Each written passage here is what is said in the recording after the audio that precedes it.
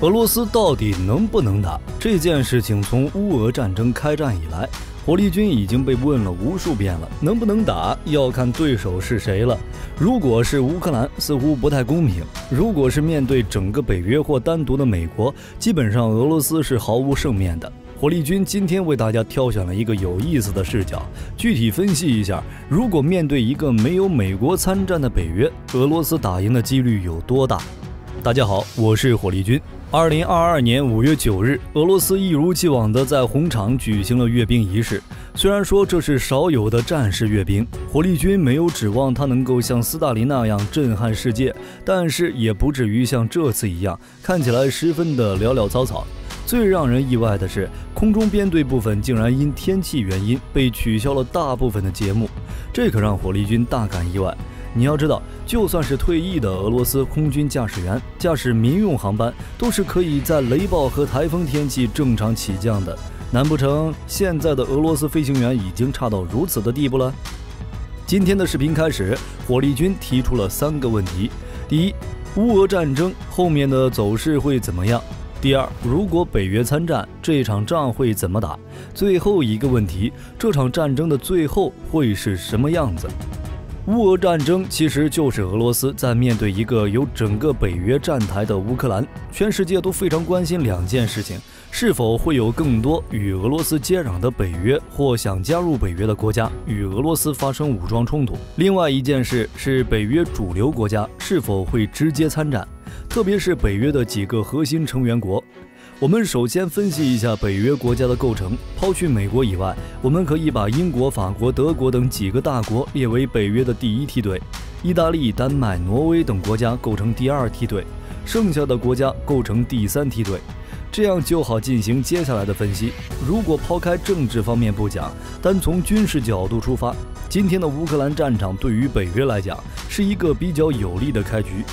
在面对全世界绝对多数国家指责的俄罗斯，从另外一个角度来看，在战争之前，妥妥的被认为是世界第2大军事组织。这个继承了苏联大部分战力的俄罗斯军队，怎么能把一场这么不对称的战争打成这个样子？既然我们今天是分析军事问题，我们暂时可以把政治与正义放在一边。单从客观角度出发，俄罗斯这次确实让人极度失望。恐怕比俄罗斯更失望的，这个世界上还有一个地方的人，就是美国。自从2战结束后至今，这个把苏联与俄罗斯一直当作第1对手的国家，绝对没有想到俄罗斯这次这么惨。举个例子你就明白了，如果当初打败泰森的霍利菲尔德突然有一天被一个业余轻量级选手开赛10秒 KO 在地，你觉得世界上最受伤的是谁？一定是泰森吧？丢不丢人呢？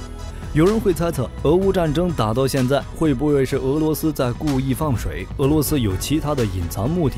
火力军的理解，大概率是不会的。速战速决对于俄罗斯是最有利的结果。按照俄罗斯现有国力，一场这种规模的战争足以把这个国家拖入泥潭。那么北约想要的是什么呢？倾全北约之力，一举把俄罗斯推平？绝对不是的，毕竟人家是5常，而且口袋里还揣着几千枚大炸弹，谁都不敢赌这一把。所以只有一个结果是北约想看到的：俄罗斯胜利与失败都不重要，一个被战争拖垮的俄罗斯是最重要的。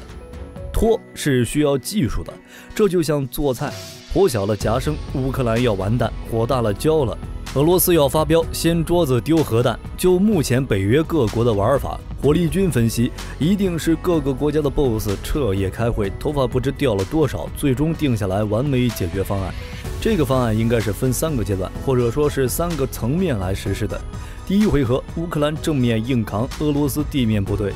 泽连斯基小兄弟要枪给枪，要炮给炮，你不方便拿快递，我就给你送上门。再派一定数量的技术人员，我讲的可是有使用武器、会战斗技术的志愿工作人员，上门进行业务指导。目的只有一个，让俄罗斯尽可能投入更多的地面部队到乌克兰境内。大家不知道有没有发现，各个国家支援给乌克兰的武器中，占绝大多数的就是反坦克武器。其中不乏世界最好的单兵反坦克导弹和火箭弹，排第2的才是肩扛式防空导弹。在这儿，其中我们看到的有标枪、毒刺、NLAW、星光等1等1的好东西。大家送的时候，我感觉有种周末大促销的感觉，都是几千枚的送啊，真心是白送的。美国就此一份国会预算就超过350亿美元，我没有确切统计过数量，这是不是奔着让乌克兰士兵人手1枚的节奏来的？为什么大家都给的是这种单兵武器，而重火力武器相对少得多？很简单的道理，目标小，消耗大，更划算。1枚单兵导弹造价不过几万美元，单兵火箭弹就更便宜了，随随便便换一辆俄制坦克就几百的收益。如果是打下一架卡52或苏35，那就是中了彩票了。这种武器简单易学，估计上手1根烟的功夫就能出去做生意了。你给乌克兰兄弟送一辆挑战者2过去，估计培训就要几个月吧。回头好不容易学会了，上场10分钟就被米28掀了锅盖。这种武器对于乌克兰意义不大，就更不要说是战斗机了。一个步兵反坦克作战单位基本上2-3个人，就算被发现了，损失也相对较少。就在这几个兄弟躲藏在掩体后面抽烟的功夫，就又有一批会操作单兵导弹的兄弟顺利毕业了。这种战力生产的速度你是打不完的。乌克兰有人，北约有武器，还是流水线生产的内容。第一回合的结果只有一种，俄罗斯不断增加地面装甲部队，陷入一个一个的城市巷战的泥潭。而此时的北约还没有动一兵一卒。单从双方的底牌来看，英法、土耳其、德国以及意大利这几个第一梯队北约国家的军队数量来看，加起来已经超过了100万，而俄罗斯目前各种现役武装力量目前也就是135万。北约如果加上第2、第3梯队以及国内可动员的兵力，数量上是要远超俄罗斯的。而武器质量方面，俄罗斯目前主力产品为 T90、80以及相当数量的 T72。没错，就是在海湾战争中被当地鼠打的 T72，而 T14这种高级货没有几台了。空中力量，特别是战略轰炸机，如图95和图160确实厉害，但是在城市战中基本上是没法用的。第一，有大量平民；第二，有自己的军队，所以我们就不分析这一方面了。海军就更不要讲了，乌克兰海军没有了，你基洛夫总不能装上轮子上岸吧？看过了俄罗斯的底牌，我们可以来分析一下可能出现的第2种局面。如果泽连斯基扛不住了怎么办？那就第3梯队的小兄弟上吧。波兰打头阵，波兰与俄罗斯可是世仇，两家干了几百年的架。早在16世纪，波兰就拉着立陶宛一起欺负俄罗斯。你没有听错，是俄罗斯是被欺负的一方。当时的波兰立陶宛联盟可是东欧最强大的国家，但是这第1回合俄罗斯并没有被打服，反而是埋下了仇恨的种子。第2回合是俄罗斯罗曼诺夫王朝时期，此时的俄罗斯已经强大起来，同时与奥斯曼土耳其和波兰2个国家干仗，1为2的同时还赢了，蚕食了对方大量的领土。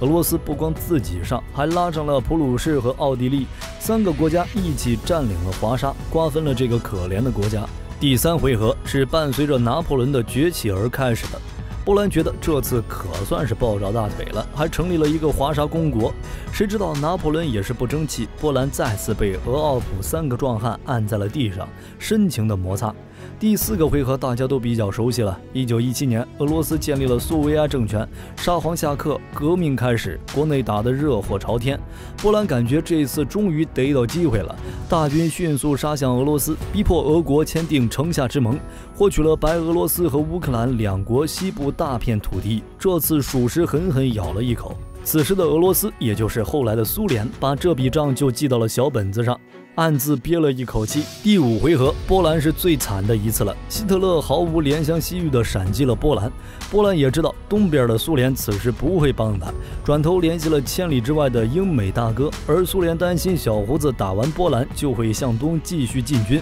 便同美英商量，让这2个国家做波兰的思想工作，让苏联出兵波兰狙击德军的攻势。谁知道波兰根本就不同意这个方案，前有俄罗斯几百年的世仇，后有希特勒虎视眈眈。波兰的想法很简单，被德国打最多丢人丢土地，如果让苏联人过来，估计波兰永远会从这个地球上被抹掉。毕竟1917年那一个回合自己下手有点狠了，这次斯大林不干了，暴脾气一下就上来了。我本打算以德报怨，不过这话我自己都不信，你不给我面子，那就不要怪我心狠手辣了。斯大林扭脸和希特勒握了握手，两个人抄家伙一起上，波兰又一次被瓜分了，这仇彻底是没法化解了。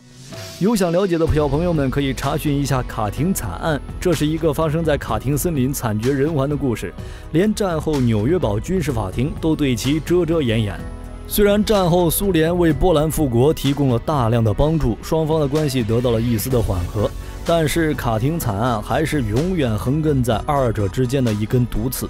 近几十年，不论是戈尔巴乔夫还是叶利钦，对这个事情都是含含糊糊，特别是叶利钦，把所有的责任一股脑都抛给了前苏联政权，表示俄罗斯不背这个锅。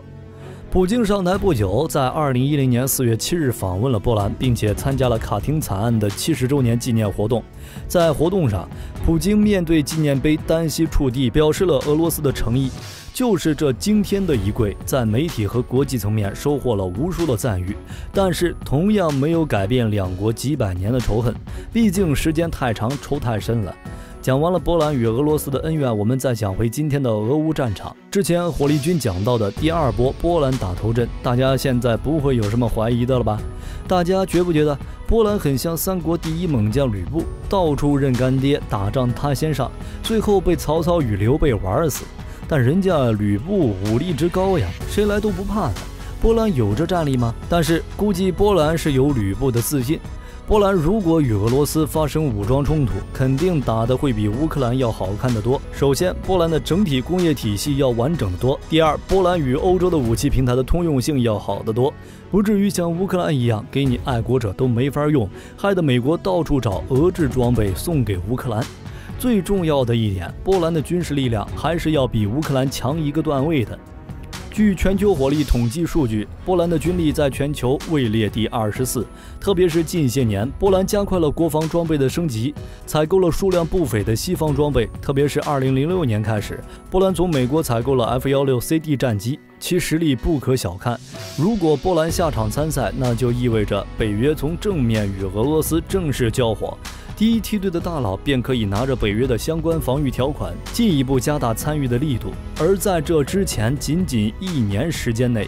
波兰的北约驻军就增加了1.5倍。那么问题来了，如果波兰动手，是派军进入乌克兰，还是会拉着波罗的海的三宝爱沙尼亚、拉脱尼亚以及立陶宛一同参战？甚至是连北约的芬兰一起拉下场参战，这对北约是一个难题，对俄罗斯同样是一个难题。如果这几个国家一股脑都开战，那么基本上就意味着北约对俄罗斯的全面开战，这是双方都不愿看到的。说白了，就是北约这第三梯队一上场，力气用大了，就有可能搞得不好收场了。在这种情况下，由第三梯队的国家派军进入乌克兰战场进行直接作战，可能是一个相对稳妥的选择。但是这时候就不能打着北约的旗号了，可以是雇佣军或者志愿者，甚至是技术人员。第一梯队的参战意味着战场态势的迅速改变，这些军队可不是亚速营之类的团体组织，拿着 AK 就往上冲。而且火力军也相信，波兰等国的参战绝对不会拿着2条腿就让士兵打巷战。此时第三梯队的支援应该是在一定规模范围内的高质量机动部队为主，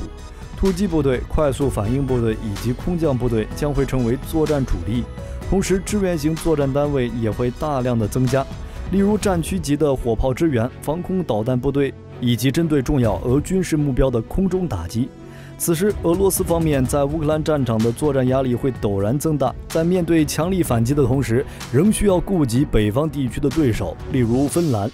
毕竟芬兰在北部与其有大量的接壤边境，这个平时看起来人畜无害的国家，足足拥有35万的后备役部队。豹二坦克与 F-A18大黄蜂可不是吃素的，虽然现役军人仅3万多人，但是这是个标标准准的北约军事国家。这和波兰有着巨大的差别，波兰与俄罗斯之间最起码还隔着一个白俄罗斯，波兰只能是借道参战，可芬兰与俄罗斯是直接接壤的。对俄罗斯而言，其威胁程度，火力军认为是远高于波兰。如果在这种情况下仍然不能够让俄罗斯停火进行和谈，那么就可能会出现更加复杂的局面。北约将会把一线接壤俄罗斯的一个或两个国家变成完完全全的战场，来一场全面的高烈度小范围的代理人战争。